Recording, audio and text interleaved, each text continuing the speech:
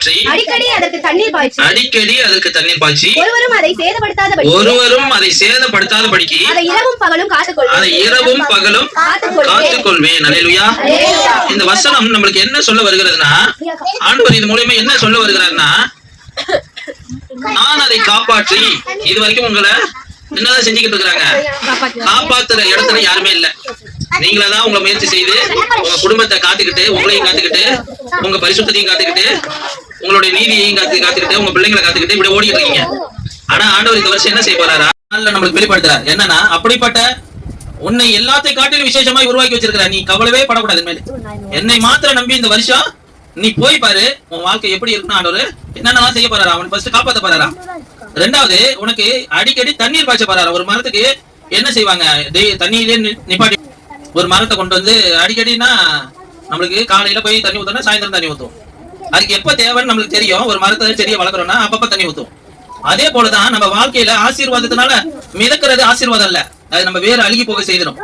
புரியுதுங்களா? நிறைய பேர் என்ன செய்யறாங்க, அரசியல்வாதிகளா பணத்தை வாங்கி சம்பாரிச்சு தன் 2 தலைமுறைக்கு வீடு கட்டி சொத்தெல்லாம் சேர்த்து வச்சுறாங்க. அதற்கு மேலாவும் அவங்க என்ன செய்யறாங்க, தன்னுடைய இருதயத்தை பாவத்துக்கு நிறைய விட்டு கொடுத்து பணத்தை அள்ளி அள்ளி அள்ளி அள்ளி சேர்த்துக்கிறாங்க பல பினாமி பேர்கள்ல. இதெல்லாம் எதற்கு சமமான ஒரு வாழ்க்கை வாழ்றாங்கன்னா, வேறு அழுகி போறதுக்கு. ஒரு மரம் தண்ணியிலேயே நின்றுட்டு இருந்துச்சுன்னா என்ன ஆகும், வேறு அழுகி போய் அப்படியே ஒரு காத்து புயல் அடிச்சதுன்னா உடனே சாஞ்சிடும். அதோடைய மண்ணு கிரிப்பு இருக்காது, அதோடைய வேரும் போய் கிரிப்பா உட்காராது. அப்போ நம்மளுக்கு அடிக்கடி தண்ணீர் பாய்ச்சிக்கிற அனுபவத்துல இந்த வருஷத்துல தேவைகள் உனக்கு எப்பெல்லாம் வருதோ அன்னைக்கு அந்த நேரத்துல நீ கேட்கறதுக்கு முன்னாடியே அந்த தேவைகள் சதிக்கப்படும். அல்லேலூயா. ஏன்னா வேத வசனம் அதான் சொல்லுது, பிதாவானவர் நீ வேண்டிக் கொள்வதற்கு முன்னாகவே அதை அருள் செய்கிற தேவனா இருக்கிறார். அல்லேலூயா. அப்போ அடுத்தது என்ன செய்யறாரு, இரவும் பகலும் காத்துக்கொள்ள போகிறார். இரவும் பகலுனா நீங்க இருட்டையும் பகலையும் நினைச்சிடக்கூடாது. இந்த இரவு பகல உள்ள ஆழமான கருத்து என்னன்னா, உங்களுக்கு மறைவான காரியங்கள் இரவுல நீங்க தூங்கின பிறகு உங்க பிள்ளைங்களை யார் பாத்துக்கிறான்னு தெரியுமா? உங்க பிள்ளைங்க பக்கத்துல ஒரு அசுத்த ஜீவ ஜந்து பாம்பை வச்சீங்களா, ஒரு பாம்போ பள்ளியோ தேலோ இல்ல ஒரு மிருகமோ வந்து உங்களை பகல எத்தனையோ பிள்ளைங்களை நாய் கடிச்சது அம்மா அப்பாவுக்கே தெரியறது இல்ல. அது சின்னதா கட்டி விட்டு போயிடுது. இதுங்களும் விளையாட்டு தரமா அம்மா அப்பாட்ட சொல்ல மாட்டேங்குதுங்க. அந்த நாய் கடி விஷயம் 90 நாளைக்கு அப்புறம் தான் தெரியுமா. அது போய் மூளையில போய் அட்டாக் ஆன பிறகு அதை காப்பாற்ற வழியே இல்லாம போய் எத்தனையோ குழந்தைகள் இறந்துருக்கிறத நம்ம பாக்குறோம், நியூஸ் எல்லாம் கேட்கிறோம். அதே போல இரவுல தூங்கிக்கிட்டு இருக்கிற பிள்ளைங்களை இல்ல நம்ம குடும்பத்தார்களை எத்தனையோ காரியம் வந்து கடிச்சிட்டு எத்தனையோ பேர் படுக்கையில மரித்து போயிருக்கதை பாக்குறோம். அந்த மாதிரி பயமுறுத்துகிற காரியம் உங்க வாழ்க்கையில கிடையவே கிடையாது இந்த விஷயம். அல்லேலூயா. ஆனா நீங்களும் நானும் ஒண்ணு செய்யணும், அப்படிப்பட்ட கர்த்தரை பிடித்துக் கொள்ளணும். அல்லேலூயா. ஒரே ஒரு விஷயம் தான் செய்ய போறோம். ஏசப்பா நம்மளுக்கு இந்த வருஷத்துல முன்பாக போக போகிறார். அப்படிப்பட்ட இயேசுவை நம்ம இருக பிடித்துக் கொள்ள போகிறோம். அல்லேலூயா. இயேசு நம்மளுக்கு என்னெல்லாம் செய்தார், ஃபர்ஸ்ட் எப்படி காப்பாத்தினார்னு பார்ப்போம். மத்தேயு 26ஆம் அதிகாரம் எடுங்க, 55 53 படிங்க. நம்மை காப்பாற்றும்படி அவர் சேவகர் கையில் பிடிபட தம்மை ஒப்பு கொடுத்தார். அவரு நம்மளை காப்பாத்துறதுக்கு அங்க ஒரு சம்பவம் நடக்குது. என்ன சம்பவம்னா, ஏசப்பா இரவு ஃபுல்லா ஜெபம் பண்ணிட்டு வராரு. அதிகாலையில வந்து அவர் என்ன செய்யறாங்க, கையும் காலமா பிடிக்கிறாங்க. என்ன ஒரு கல்லணை பிடிக்கிறது போல என்னை பிடிக்க வந்திருக்கீங்க, நான் தினந்தோறும் பகல்ல ஆலயத்துல நின்று பிரசங்கம் பண்ணி கொண்டு இருக்கேன், நீங்களாம் அப்பெல்லாம் பிடிக்க வேண்டியதுதானே, இருந்தாலும் வேத வசனம் எழுதியிருக்கிறபடி நான் போகிறேன் அப்படின்னு சொல்றாரு. அப்போ சீசர்கள்லாம் பயப்படுறாங்க. இப்ப என் கூட என்னை வந்து பிடிக்கிறாங்கன்னா என்னை நம்பி இருக்கிற ஜனங்கள் உங்களை பிடிக்கதான் செய்வாங்க. அப்ப ஏசப்பா அந்த இப்ப நான் என்ன செய்யணும், என் ஜனங்களை எந்த வகையில டிஸ்டர்ப் பண்ணாதீங்க, என்னை வேணாலும் எது வேணாலும் செஞ்சீங்க அப்படின்னு சொல்லுகிற ஒரு தேவன் தான் நம்மளுடைய ஆண்டவர். அல்லேலூயா. அப்ப அங்க 12 சீசர்கள் இருக்கிறாங்க. சீசர்கள் எல்லாருமே என்ன செய்யறாங்க, அப்படியே அவரு ஒரு சீசன் வந்து இயேசுவை பிடிச்சதுக்காக பட்டயத்தை எடுத்து சேவகருடைய காதலே வெட்டிட்டான். அந்த இடத்துல இப்போ அவனுடைய காதை வந்து இயேசுவின் அற்புதம் செய்து அவனை சுகப்படுத்திட்டு, நான் இப்போ கூப்பிட்டா கூட என் பிதா வந்து என்ன செய்வாரு, 12 லேகியோனை அனுப்பி விடுவார். அப்படிப்பட்ட ஒரு வல்லமை உள்ள நான் கேட்டா செய்வார் அப்படின்னு இயேசு சொல்லுகிறார். அப்போ ஏன் அங்க ஒப்பு கொடுக்கப்படுகிறார்னா, அவரு நம்மளை விடுதலையாக்கும்படி, நம்மளை காப்பாற்றும்படி, சீசர்களை மட்டும் இல்ல, அந்த சீசர்கள் இடத்துல நம்மளை வைத்துக் கொள்ளுங்க, சீசர்களை காப்பாற்றும்படி தம்மையே ஒப்பு கொடுக்கிறார். அல்லேலூயா. அப்ப நம்மளை காப்பாற்றும்படி, அவரை நம்பி இருக்கிற ஜனங்களை காப்பாற்றும்படி இயேசு முதலாக ஒப்பு கொடுக்கப்படுகிறார். அல்லேலூயா. அந்த வசனத்தை படிங்க, 53ஆவது வசனத்தை படிங்க. நான் இப்பொழுது என் பிதாவை வேண்டிக் கொண்டால் அவர் 12 லேகியோனுக்கு அதிகமான தூதரை என்னிடத்தில் அனுப்ப மாட்டாரா என்று நினைக்கிறாயா? யாரை பார்த்து கேட்கிறாரு? சீசர்களை பார்த்து சொல்றாரு, நீ பட்டயத்தை எடுத்துட்டப்பா, பட்டயத்தை எடுத்து வெட்டுற, நான் இப்ப பிதாவை நான் வேண்டுனா 12 லேகியோனுக்கு அதிகமான பேரை எனக்கு அனுப்பிவிடுவார். ஒரு லேகியோன்னா என்ன தெரியுங்களா? லேகியோன்னா என்னன்னா பெட்டாலியன் அர்த்தம். NCCல உள்ள பிள்ளைகளுக்கு தெரியும். பெட்டாலியன் என்னன்னா ஒரு கூட்டத்துக்கு பேரு 6500 பேர் சேர்ந்தது ஒரு பெட்டாலியன். ரோமர் யூதர்கள் வந்து ராணுவத்துல உள்ள அந்த ராணுவ ஒரு சிறு கூட்டத்துக்கு 6500 பேர் சேர்ந்த ஒரு சிறு கூட்டத்துக்கு பேரு பெட்டாலியன் பேர் தான் லேகியோன். அந்த டீம் பேர் தான் லேகியோன். அந்த லேகியோன்னா என்னன்னா அதனாலதான் ஒரு லேகியோன் பிசாசு கொண்டோன்னா ஒரு மனுஷன் மேல வந்து பிசாசு போயிட்டோன்னே உங்க பேர் என்னன்னு கேட்டோன்னே நாங்க அநேக பேர் இருக்கப்படினா எங்க பேர் லேகியோன்னு சொல்லுவோம். அப்ப லேகியோன்னா பிசாசு இல்ல, லேகியோன்னா அங்க உள்ள ராணுவ பெட்டாலியன். அது பெட்டாலியன்னா அதான் சொன்னா 6500 பேர் கொண்ட ஒரு பெட்டாலியன். 6500 பேர் ஆண்டவர் என்ன சொல்றாரு சீசர்களை பார்த்து, 12 லேகியோனுக்கு அதிகமான பேரை எனக்கு அனுப்பிவிட என் பிதா வல்லவரா இருக்கிறார். நீ அனுப்ப மாட்டான்னு நினைக்கிறியாப்பா? நீ பட்டயத்தை ஃபர்ஸ்ட் உள்ளவை அப்படின்னு சொல்றாரு. அப்ப என்ன அர்த்தம்னா ஆண்டவர் நம்மை காப்பாற்றும்படி தம்மையே அவர் ஒப்பு கொடுத்தார். அல்லேலூயா. எதற்காகனா நீங்களும் நானும் விடுதலையோடு ஆராதிக்கணும், விடுதலையோடு இந்த பூமியில வாழணும், விடுதலையோடு யாருக்கிட்டையும் கையேந்தி நிற்க கூடாது, நீ வந்து ஒடுக்கப்படக்கூடாது, நீ சுதந்திரமான ஆளு. யாரு நீ வந்து உன்னை அடிமைப்படுத்துறதுக்காக உனக்கு பல கஷ்டங்களை நான் அனுமதிக்கிற. இன்னைக்கு இயேசு தன்மை தாமே ஒப்பு கொடுக்கிறார்னா மற்றவர்களின் உபதிரவத்தின் அடிமைத்தனத்துல இருந்து நம்ம விடுதலையாக்க அவர் தம்மை ஒப்பு கொடுத்திருக்கிறார். அல்லேலூயா. இப்ப நீங்களும் நானும் எப்படிப்பட்ட ஒரு வாழ்க்கை வாழணும்னா ஒரு சுதந்திரமான ஒரு வாழ்க்கை வாழணும். இயேசுவை உண்மையாக பற்றி கொண்டு எல்லா பாவத்துக்கு தீமைக்கு விலகி ஓடுகிற அத்தனை பேருமே ஹாப்பியா இருப்பாங்க. அவங்க நல்லா இருப்பாங்க. ஆசீர்வாதங்கள் அவங்க தேவைகள் என்னவோ அது முன்னமே சந்திக்கப்பட்டுக்கிட்டே இருக்கும். அவங்க காரியங்கள் எல்லாம் வாய்க்க பண்ணப்பட்டுக்கிட்டே இருக்கும். காரணம் என்னன்னா அவங்க இயேசுக்காக வாழ்றாங்க. ஒரே ஒரு காரியம் தான் நம்ம வாழ்க்கையில இந்த வருஷத்துல இருக்கணும். இயேசுக்காக நான் வாழ்றவளா இந்த பூமியில நான் இருக்கும் போது ஆட்டோமேட்டிக்கா அவரு சேர்த்து வச்சு சம்பாதிச்சு வச்ச சொத்து நம்மளுக்கு சொந்தமாகும். அவர் சிலுவையில என்னத்தை சேர்த்து வச்சாரு? தம்மை தாமே ஒப்பு கொடுத்தார். வெறுமையாக்கி ஒப்பு கொடுத்தார். எப்படி ஒப்பு கொடுத்தாரு? இதை சும்மா ஒப்பு கொடுத்தா நம்ம சொல்லிடக்கூடாது. அவரு இந்த உடையை கேட்டாங்க, நம்மளுக்கு சொல்லி கொடுத்தாரு. சீசர்களுக்கு அநேக பேருக்கு சொல்லி கொடுக்கிறாரு. உன் உடையை கேட்டா நீ கொடுத்துரு. உன்னுடைய 1 மைல் தூரம் உன்னை நடக்க பலவந்தம் பண்ணானா ஒரு மனுஷன், அவன் கூட 2 மைல் தூரம் போ. இதெல்லாம் சொல்லி கொடுத்தாரு. அவர் செஞ்சாரா அப்படின்னா அவரு அப்படியே செய்தார். அல்லேலூயா. சீட்டு போட தன் உடையை ஒப்பு கொடுத்தவர் தான் இயேசு. அல்லேலூயா. அந்த உடை இருக்கு பாத்தீங்களா? அப்பனா என்ன அர்த்தம்? அவர் உடம்புல உள்ள ஒட்டுமொத்த சட்டையும் ஒரு சர்வ வல்லமை உள்ள தேவனை ஒட்டுமொத்த சட்டையை எடுத்துக்கிட்டு இந்த பீஸ் உனக்கு இந்த பீஸ் எனக்குன்னு சொல்லி அங்க உள்ள சீசர்கள் வந்து பிரதான ஆசாரியர்கள் வந்து எல்லாமே சீட்டு போட்டு கொண்டாடினாங்க. அவருடைய சரீரத்தை பிட்டு கொடுக்க ஒப்பு கொடுத்தவர். அல்லேலூயா. சரீரத்தை இப்போ நம்ம வந்து திருவிருந்துன்னு ஒரு காரியத்தை சொன்னேன்.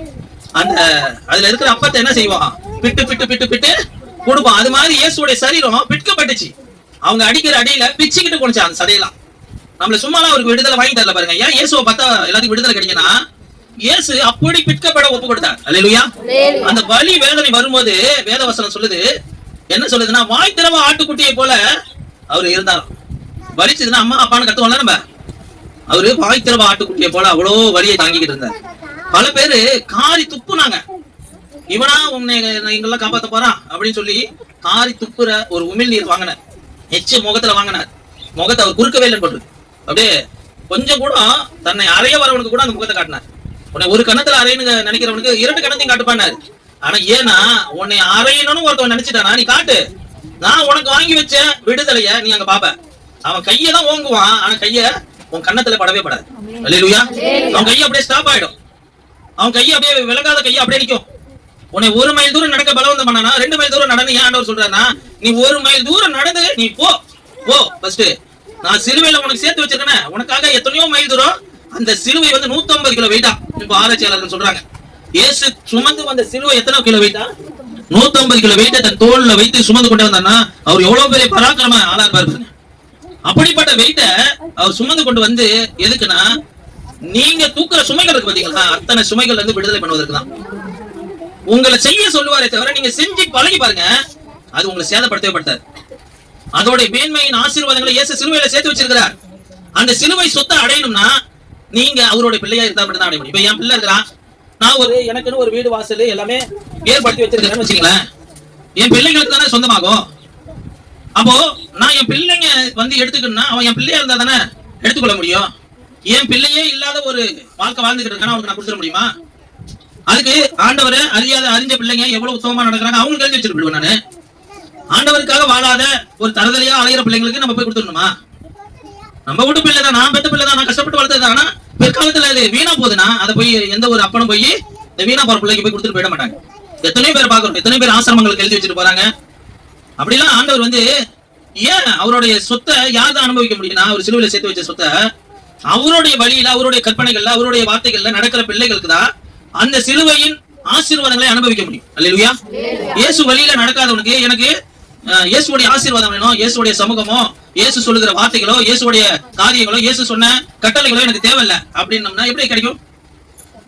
என் பிள்ளைதான், ஆனா அவன் வந்து அதுக்குரிய நபர்களாய் என்னுடைய வார்த்தையின்படி பெரியவங்களுக்கு கீழ்ப்படுகிறவனாய், இயேசுவை உண்மையை நேசிக்கிறவனாய், சபையை உண்மையை நேசிக்கிறவனாய் இந்த மாதிரி வாழ்ந்தாதானே நான் எனக்கு சேர்த்து வச்சதான் அவனுக்கு கொடுக்கலாம். அப்ப வாழாத ஒருத்தவனுக்கு போய் கர்த்தர் கொடுத்த பரிசுத்த ஆசீர்வாதத்தை எடுத்து என் பிள்ளையா இருந்தாலும் கொடுத்தா நான் பெரிய துரோகி இல்ல. எனக்கு யார் என்னை ஆசீர்வதிக்கிறதுனா கர்த்தர் என்னை ஆசீர்வதிக்கிறார். கர்த்தர் கொடுத்த அந்த பரிசுத்த ஆசீர்வாதத்தை எடுத்து பரிசுத்தமா உள்ளவனுக்கு தானே கொடுக்கணும். என் பிள்ளையா இருந்தாலும் பரிசுத்த ஆசீர்வாதத்தை எடுத்து என்ன போட்டுருக்குங்க மத்தேயுல, பரிசுத்தமானதை எடுத்து நாய்களுக்கு போடாதீங்கள், முத்துக்களை எடுத்து பண்டிகைகள் முன் போடாதீங்கள் அப்படின்னு இருக்கு. அப்போ நம்ம இன்னைக்கு ஆண்டவர் நம்ம காப்பாற்றணும்னு விரும்புறோம் இல்ல, விரும்புறோமா இல்லையா? ஏசப்பா இந்த வருஷம் நம்மளை காப்பாற்றணும் வாக்கு கொடுத்துட்டார். 100% காப்பாத்துவார். எப்படி காப்பாத்துவாரு? இது வரைக்கும் நீ மனுஷனை ஏந்தி நின்ன கையை இனிமேல் நீ உன்னை மனுஷனை ஏந்தவே விட மாட்டேன். அப்ப நீ ஏந்த கூடாத படிக்கிறதுனா நீ யாரை ஏந்தணும்? அப்ப உன் கையை இயேசுவை நோக்கி கையை தூக்கி, ஏசப்பா நான் உண்மை நோக்கி பாக்குறேன் ஏசப்பா, என் பிள்ளைக்கு தேவையான தேவைகளை சந்திங்க ஏசப்பானா நீ கையை தூக்கின உடனே வந்துடும் உன் வாழ்க்கையில அந்த ஆசீர்வாதம். அல்லேலூயா. அதுதான் சிலுவையின் ஆசீர்வாதம். அல்லேலூயா. இன்னைக்கு சிலுவை பாடுகள் எல்லாருமே எப்படி சொல்றது, வேத வசனத்துல ஒரு வசனம் இருக்கு, கெட்டு போகிறவர்களுக்கு அது பைத்தியமா இருக்கு. வெளியில இருந்து பாக்குறவங்களுக்கு என்ன தெரியுது? பைத்தியங்க அவனுங்களா. எல்லாரும் நான் இயேசுவை ஏற்றுக்கொண்ட பிறகு என் அண்ணன் தம்பி எல்லாம் வந்து ஐயப்பன் ஒரு சகோதரர் இருப்பார், அவரை வச்சுக்கிட்டு அவர் ரொம்ப குடிக்காரு, பயங்கரமா குடியில அப்படி கரைஞ்சி போய் ஒரு ஒல்லியா சின்ன பை மாதிரி ஆயிட்டார் என்ன போல இருந்தாலும். அவரை வச்சுக்கிட்டு இவங்களாம் ரசிக்கப்படாத இயேசுவை அறியாத ஜனங்கள், என் அண்ணன் தம்பி அவரும் வந்து எனக்கு மாமா முறையில உள்ளவர், அவரை வச்சுக்கிட்டு அவர் குடிச்சிருப்பார் பயங்கரமா. அல்லேலூயா வரான்னு சொல்லிடு, அல்லேலூயா அல்லேலூயா அல்லேலியான்னு சொல்லுடே, அல்லேலியான்னு சொல்லுடேன்ட்டு யாரு என் அண்ணனும் தம்பி அங்க உள்ளவங்க எல்லாம் சொல்லி கொடுப்பாங்க. அவர் குடிச்சிட்டு அல்லேலியா அல்லேலியா அப்படின்னு கிண்டல் பண்ணுவாங்க என்ன. ஆனா நான் மத்தவங்களை எல்லாம் சொல்ல மாட்டேன், அந்த சகோதரரை மத்தவங்க பார்த்து சொல்லுவேன், அந்த குடிச்சிட்டு ரொம்ப மோசமா கிடக்கிறவரை மட்டும் பார்த்துட்டு சொல்லுவேன், அவர் எத்தனை வாட்டி என்ன சொல்றாரோ அத்தனை வாட்டி சொல்லியிருக்கிறேன். நீங்க ஒரு நாள் வருவீங்க மாமா, கவலைப்படாதீங்க, ரொம்ப நாள் இல்ல சீக்கிரம் வந்துருவீங்க அப்படின்னு சொல்லிட்டு போவேன். ஒரு நாள் அவங்க குடும்பம் எல்லாம் அவங்க சொந்த பந்தம் எல்லாம் அந்த ஆளு இன்னும் 2 நாள்ல செத்து போயிடுவாங்கன்னு அந்த அளவுக்கு போதை ரொம்ப உச்சக்கட்டத்துக்கு போய் உடம்பு பாடி கண்டிஷன் அன்கண்டிஷன்ல போய் 2 நாள் செத்துருவாங்க அப்படின்ற ஒரு நிலைமைக்கு வந்துட்டாரு. அப்போ அப்படிப்பட்ட சூழ்நிலையில அவருக்காக நான் போய் ஜெபம் பண்ண ஆண்டவர் உதவி செய்தார். அப்போ ஜெபம் பண்ண பிறகு அற்புதமா விடுதலை கிடைச்சது. எப்படிங்க? அந்த மனுஷன் ஆண்டவர் காப்பாத்தின விதம் இருக்கு பாத்தீங்களா, அவரை காப்பாத்தி அடிக்கடி அவருக்கு தண்ணீர் பாய்ச்சி அவர் இரவும் பகலும் காத்துக்கொண்டு 8-9 வருஷம் அவர் கர்த்தருடைய பலத்தினால அவரை பலப்படுத்தி அன்னைக்கு அவர் மறித்திருந்தா அந்த குடும்பம் ரொம்ப ஒடுங்கி போயிருக்கும், ஒண்ணுமே இல்லாம போயிருக்கும். அவங்க சிறு வயது தான் அவருக்கு, 2 பிள்ளைங்க, வேலை இல்ல, கவர்மெண்ட் வேலை கிடையாது, எந்த வேலையும் கிடையாது. அப்ப இப்படிப்பட்ட சூழ்நிலையில அவர் விட்டுட்டு போயிருந்தானா அந்த குடும்பம் வீணா போயிருக்கும். ஆனா கர்த்தர் அந்த மனுஷனை தொட்டு காப்பாத்தி கொண்டுட்டு வந்து அவங்க தேவைகளை சந்தித்ததுனால இன்னைக்கு அவங்க 2 பிள்ளைங்களும் ஹையஸ்டான, ஒரு பிள்ளை ஹையஸ்டான காலேஜ் படிக்குது, ஒரு பிள்ளை ஹையஸ்டான ஸ்கூல்ல +2 படிச்சுக்கிட்டு காலேஜ் ஆகணும், ஸ்கூல் தான் படிச்சுட்டு இருக்கான், 12th படிக்கிறான் போல இருக்கு, 12th தானே, 10th 12th படிக்கிறான், ஆனா பெரிய பிள்ளை ஆயிட்டான். அன்னைக்கு இந்த மாதிரி சின்னோண்டு பிள்ளைங்க இன்னைக்கு அப்படிப்பட்ட தெய்வம் தான் நம்ம கூட இருக்கு. இன்னைக்கு அவர் மரித்துட்டா திருப்பியும் 8 வருஷத்துக்கு அப்புறம், ஆனா அவங்க வாழ்க்கையில தேவையான எல்லா ஆசீர்வாதத்தையும் அவர் மூலமா ஆண்டவர் சேர்த்து வச்சுட்டு போயிட்டார். அல்லேலூயா. அவர் சேர்த்து வச்சது, அவரால வந்தது, அந்த குடும்பம் இன்னைக்கு நல்ல பலமாயிடுச்சு, அநேக பேரை வாழ வைக்கிற குடும்பமா மாறிடுச்சு.